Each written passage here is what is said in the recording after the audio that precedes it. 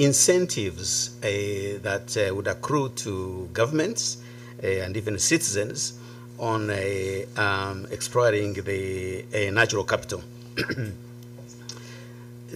There are two ways, and in a way, some of the colleagues have touched on these two ways. One is on how it would affect the credit rating of our economies.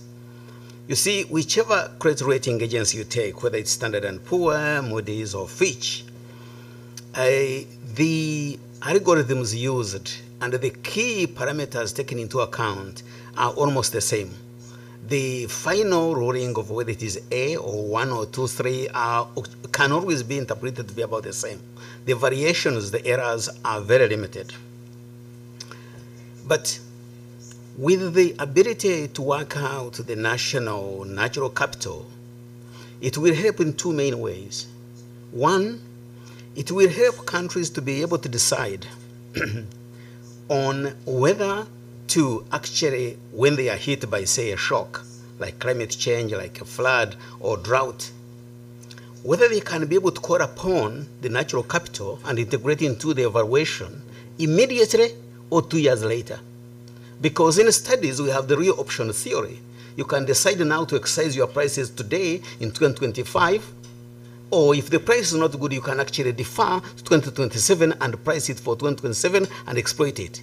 That fundamentally will change, because among the assets that they will be put into the algorithms for working out the national rating would be the valuation of those assets today or the valuation of the assets tomorrow. Is it something we're already doing? Is it happening anywhere? No, it's not happening because we don't have some of the assets.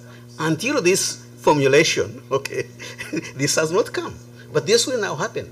Number two, it will happen in terms of what you can call portfolio. Substitution of one asset to another. You see the substitution of any sovereign African country, or even an African individual, even an African company, is limited.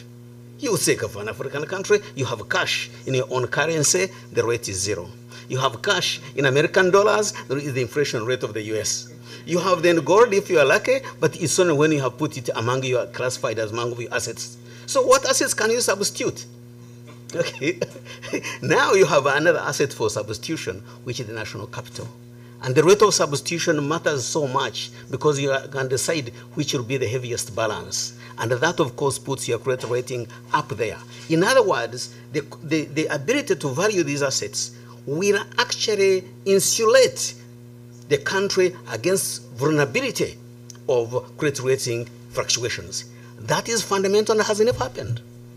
Okay. Even you can look at the question of debt sustainability. Because, yes, the debt to GDP ratio, that's a winner, Professor has said. There is another angle. The other angle is that in doing debt sustainability, it's not the stock of debt. Actually, there's a theory, bond valuation theory, simple in finance. Bond valuation theory looks at the fact that the principle will remain the same. What is important, the amortization, the rate of payment each year from the interest and the amortization. So what will this do? It will mean basically that we can actually work out the rate of return, not only the rate of growth of a country, but the rate at which the natural resources, this national capital, is increasing or decreasing. And that will insulate our economies against global vulnerability. But it can't be a unilateral decision, can it? We have a dialogue now. There has to be a dialogue. And this won't be a one-year change. But frantically, it will be a basis on which academics, researchers, FDB will engage in being able to integrate this and then have. And there must be a reason why only the three rating agencies, Moody's, Standard & Poor's, and Fitch ratings, have been dominating. One of it, I think FDB has also started working on it, is to look at an alternative way of rating on economies. And of course, that will mean that it will be among the pools of rating agencies that can be called upon.